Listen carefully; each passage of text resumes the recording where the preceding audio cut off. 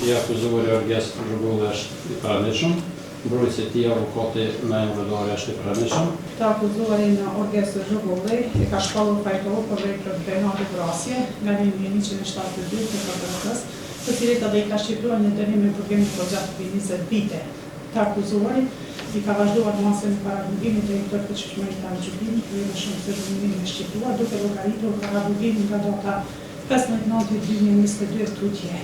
Ashtu, të akuzuarit ka obliguar të paguajë shpenzimet e procedurës penale në emër të paushali gjyqësor shërbimi prej 200 euro, kurse në emër të kompensimit të viktimave të krimit të shumën prej 50 euro. Ka obliguar të akuzuarin, kështu që në afat prej 15 pas përfaqësueshmërisë së gjykimit të paguan të gjitha ato shpenzime. Pala e dëmtuar, Arsim Zhajrova, për kërkesën pasuridike, është udhëzuar në kundërshtar të rregullimit të pacirit. Për dispozitivin e dytë të gjykimit, gjykata themelore në Prishtinë ka liruar të akuzuarin për shkak të veprës penale ngarkje në përgjegjësi kontroll se të pa autorizuar të amendimin 366 paragrafi 1 të KBK-s, pasi që nuk është provuar se I njëjti ka krijuar këtë vepër penale. Gjatë rrjedhës së procedurës, gjatë shqyrtimeve, si shqyrtime fillestare, ashtu edhe në shqyrtimin gjyqësor, dhe në fjalë përfundimtare për fundim të procedurës I akuzuari nuk ka pranuar pajësi për veprën penale për të cilën është ndërtuar në akt. Andaj edhe gjykata ka administruar provat si ato personale si ka dëgjuar dëshmitarit Arsim Zhajrova, dëshmitarin Pagan Buka, Endrit Rostemi, dëshmitarin Redon Rostemi, dëshmitarin Valterin Rostemi, dëshmitarin Gjepahir Bahtiri, kurse ka lexuar edhe deklaratën e dëshmitarit Omar Zhugulli të datës 21/5/2022. Ka dëgjuar edhe ekspertën mjekër ligjore Bekim Tacu. Po ashtu, ka ushtruar edhe provat materiale, si raportin autopsisë të punuar nga eksperti Adel Bekim Tacu, raportin analitik të videoincizimeve të datës 22/9/2022, fotodokumentacionin në të cilin përfshin fotografitë e vendit të ngjarjes, videoincizimet të vendit të ngjarjes në Cideja e videoincizimit 1 dhe 2, raporti IPFS I datës 25/3/2025, deklaratën e dëshmitarit Omar Zhugullit të dhënë në polici në datën 13/9/2021, si dhe fotografitë e paraqitura nga mbrojtësi I të akuzuarit. Andaj, gjatë elaborimit të provave dhe vlerësimit të tyre, ka bërë në përfundim se veprimet e të akuzuar janë përmirësuar elementet e veprës penale të vrasjes, duke I precizuar në gjykim saktë dhe faktet kontestuese dhe faktet jo kontestuese, se ka ardhur në përfundim se veprimet e tij ekzistojnë të gjitha elementet e kësaj vepre penale. Andaj edhe në rastin e vlerësimit të këtyre provave ka ardhur përfundimin se dënimi të cilin I ka shqiptuar është dënim adekuat për veprën të cilin I ka kryer, duke llogaritur si rrethana vlerësuese, ashtu edhe rrethana rënduese. Kurse sa I përket dispozitivit të dy pjesës liruese, gjykata ka ardhur në përfundim se veprimet e tij nuk është përmirësuar vepra penale, ose nuk është gjetur mjeti me të cilin është kryer vepra penale. Ndërtia e gjykimit në fatin ligjor ankesë ka parashkruar prokurori I prokurisë themelore në Prishtinë për shkak të shkeljeve esenciale, vërtetimit të gabuar dhe lidhur me sanksionin penal. Sa I përket vërtetimit të gabuar të gjendjes faktike, prokurori ankesën e tij e paraqet kryesisht në pjesën liruese të gjykimit, kurse për pjesën dënuese, sa I përket pjesës liruese, ka kërkuar që të aprovohet ankesa si e bazuar, kurse për pjesën liruese të ndryshohet gjykimi I shkallës së parë dhe të akuzuarit, të cilën ka liruar të shpallë fajtor dhe të shqiptat në dënimat e dashur. Sa I përket këtij gjykimi, ankesë I pali pakënaqur ka paraqitur edhe mbrojtësi të akuzuarit Orges Zhugulli, avokati Naim Rëdari. Për shkak të shkeljeve esenciale të dispozitave të procedurës, shkeljeve të ligjit penal, vërtetimit të gabuar dhe jo të plot të gjendjes faktike, për shkak të vendimit lidhur me sanksionin penal, konfiskimin e dobisë për pasuror të fituar në vepër penal, shpenzimet, kërkesën pasuriologike, për shkak të vendimit të votimin e gjykimit. Andaj, edhe ka propozuar që të aprovohet ankesa si e bazuar në tërësi, të parashtruar në emër dhe interes të Orges Zhugullit, të anulojë gjykimin e gjykatës themelore në Prishtinë, të nxjerrë kundër këtij, dhe si dhe të analizoj çështje e gjendjes së troditës së fortë mendore, ku ka shtrirë dorën në të cilën ka pasur një pleskje e duke e elaboruar në përsi. Në mendimin e saj, Prokuroria e Apelit ka propozuar që të aprovohet si e bazuar ankesa e Prokurorisë Themelore në Prishtinë, në shtruar kundër aktgjykimit të gjykatës themelore, dhe aktgjykimi i antimuar të ndryshohet ashtu që të aprovohet Orges Zhugolli të shpallet fajtor për veprën e dytë, të cilën është liruar, dhe ndaj të njëjtit të shqiptar një dënim më i lartë në punket. Kurse të refuzohet ankesa e parashkruar nga vërësit akuzuar Orges Zhugolli në emërudare si e pa bazuar. Kjo është në pika shkurtër të preferimit. Atëherë në qenë se të pranishëm nuk e kemi prokurorin e Apelit, as folën edhe në kotin në emërudare. Avokator në fjara shmit. Faleminderit nderuar kolegj gjykues, nderuar pranishëm. Fillimisht ne në qenë se jemi për herë parë për këtë çështje para këtij kolegji gjykues gjykatën e Apelit.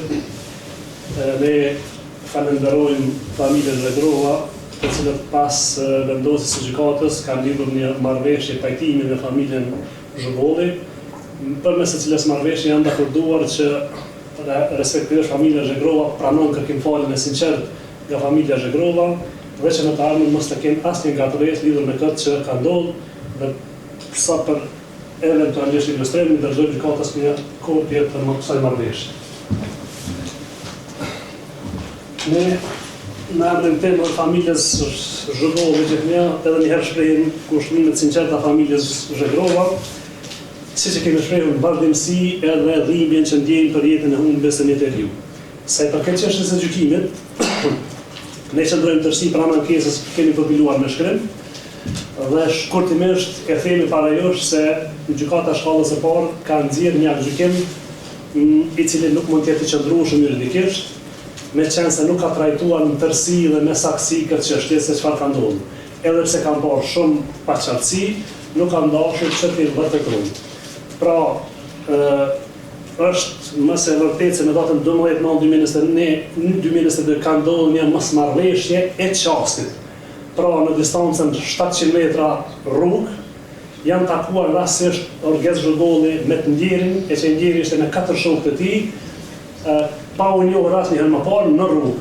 Dhe përderisa Orges Zhugolli kishte pasur defekt në automatin e tij, dhe derisa është rreshtuar, ata kanë ardhur me automat me shpejtësi dhe duke i blinduar me drita dhe duke i fishtulluar se t'ia çojë rrugën, dhe përderisa Orgesi ka gjetë veten se ka të rreshtohet, atëherë kanë filluar mosmarrëveshje mes vete, ku vetura në cilën ka qenë ndjeri, ja kanë zënë rrugën Orges Zhugollit, e kanë detyruar parkohet, i kanë dalë para me thikë në dorë, dihet zëri shumë qartë nga videoingjizimet që janë, kur Orges Zhugolli thot me thika atyre dhe ata ofendojnë Orgesin, Orgesi e godet, e zgjat dorën vetëm pa pasur qëllim asnjëri nga 5 persona që kishte përballë.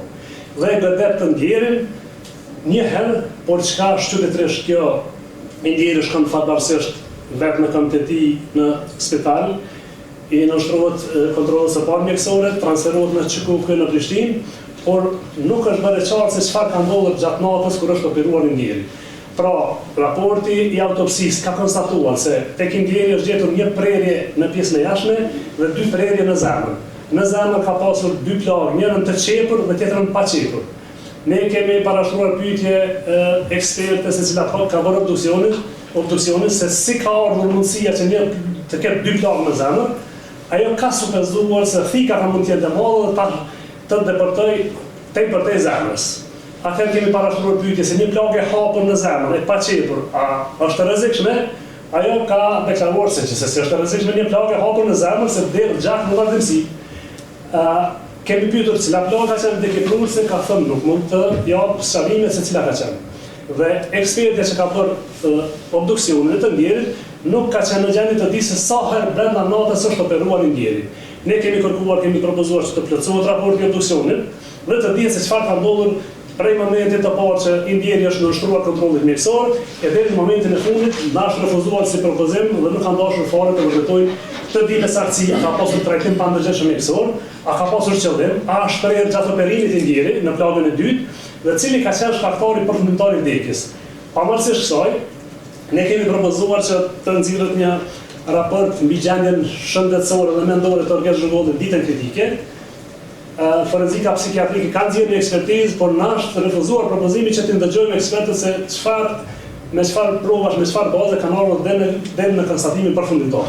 Kemi propozuar që të dihet të nënë ngjarjes rikonshëm sepse nuk është rasti i vetë as për familjen Zhegrova e as për familjen Zhurgolli, dhe gjykata ka refuzuar edhe këtë reform dhe ka lënë shumë paqartësi në këtë rast. Pra, orgazmi Zhurgolli është e dinë edhe familjet dëmtuar kanë shprehur disa herë që as që njohur më parë, as kanë pasur dashje, as motiv, as qëllim për të kryer vrasje. A ka ndodhur akti, nuk e kemi mohuar asnjëherë se ka mohuar orgazmi Zhurgolli për veprimin e tij, mirë po ka pasur një paqartësi mes shkakut dhe pasojës. Lidhja kauzale nuk e themi në tërësi, mirë po pasoja që rënd, pra ka pasur paqartësi dhe nuk është vërtetuar me saktësia që ka ndodhur. Ne kemi parashkruar ankesë për gjitha bazat e gjykimit, edhe për mendimin mbi dënimin, gjykata përfundimisht për vepra penale që akuzohet vetëm për vrasje, jo vrasje të rënd, i shqipton një dënim 20 vite burgim, një 25 vjeçari për rrethona që as s'ka qenë para përgatitje, as s'ka qenë për qëllime përfitimi, as ky moment, edhe pse nuk është vërtetuar se përfundimisht shkaktari i vdekjes është plaga e shkaktuar nga orgazmi Zhurgolli. Ne lusim trupin kolegjin gjykues që ka prova të shumta, ka audio-ngjizim dhe video-ngjizim. Dëgjohet fare qartë. Ne kemi përshkruar edhe në ankesë, edhe në shkesa tjera me saktësi kemi transkriptuar momentin, domethënë 30 sekonda prej momentit ndalimit automjetit dhe 7 sekonda prej kur dalin nga automjetit ndodh një akt aksionant, por duhet të qartësohet gjitha rrethonat. Kërkojmë nga ky kolegj që ta trajtojë në tërësi ankesën tonë dhe gjitha rrethonat tjera, çfarë ka shkesa këndës, dhe kjo çështje ne vlerësojmë se për të nxjerrë një gjykim të drejtë, të lehtëshëm e të qëndrueshëm juridikisht duhet domosdoshmë të rigjikohet dhe të vërtetohet me saktësi se çfarë ka ndodhur, sepse nuk është rasti i vogël dhe është shumë e rëndësishme edhe për familjen Zhegrova që ta di për familjarën e tyre, djalin e tyre se çfarë ka ndodhur në natën kritike gjatë trajtimit, përderisa ka qenë në duart e atyre që ne u besojmë verbalisht. Rregull. Ka qenë pranë propozimeve se në ankesë. Tërësi kemi përshkruar gjitha ankesë, kërkojmë që të refuzohet ankesa e prokurisë është e paqartë dhe është e pakuptimshme vetëm sa për të bërë për t'ia bërë një shtyllë ankesës tonë, kështu që kërkojmë nga ajo ta vlerësojmë, ta ekzaminojmë në tërësi dhe këtë çështje ta anulojmë gjykimin në shkallës së parë dhe çështja të kthehet në gjykim për të nxjerrë një vendim të drejtë të lëshëm. Faleminderit. Atëherë kalojmë te pandehuri orgaz. E ndëgjova avokatin, e mbështet, a ki diçka ma tepër më shkruan, jo? Në rregull, ashtu. A keni diçka ndryshore? Vazhdo. Është një pyetje për mbrojtësin. Lidhur me ankesën e ushtruar, të cilën keni bërë, zakonisht në ankesë keni potencuar faktin që deklarata e dëshmitarit, këtij dëshmitari, atij dëshmitari është e rënë. Mos rastisht keni paraqitur kallëzim penal, lidhur me deklarimin e rrejshëm, meqense këta kanë dhënë betimin dhe është udhëzuar edhe nga proces verbali i shqyrtimit gjyqësor, janë udhëzuar që deklarimi i rrejshëm paraqet veprën penale. Jo, ndërruar nuk më paraqit kallëzim penal, përveç se kom parashkruar, unë jam dëshku, kur kam thonë, kom kërkuar është edhe publike rasti, në seancë kur kam kërkuar regjistrarit vetëm me shumë pas përfundimit të dëshmisë dëshmitarit, që ky dëshmitar po deklaron rrejshëm. Nuk e kam thonë vetëm sa për ta thënë, por apo më pyet me çka po deklaron rrejshëm, ka dhënë deklarat më herët dhe ka audio-ngjizim dhe video-ngjizim që dëshmon. Dhe gjykata kam tin nuk i asnjë formë drejt me thonë edhe më kanë dëshkuar për këtë reform. Jo që më kanë ndaluar me këtë veprë me paraqit kallëzim penal, mirë po me rëndësi ka qenë këtu me u vërtetu sepse ka prova të gjalla që krahason njëra me tjetrën.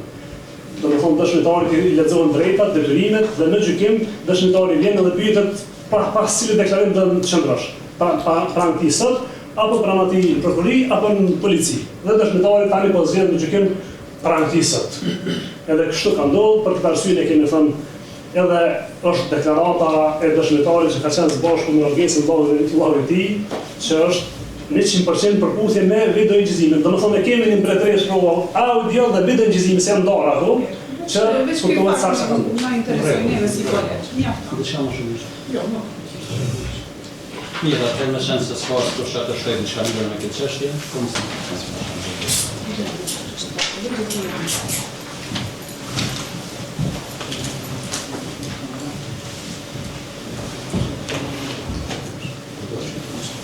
Thank you.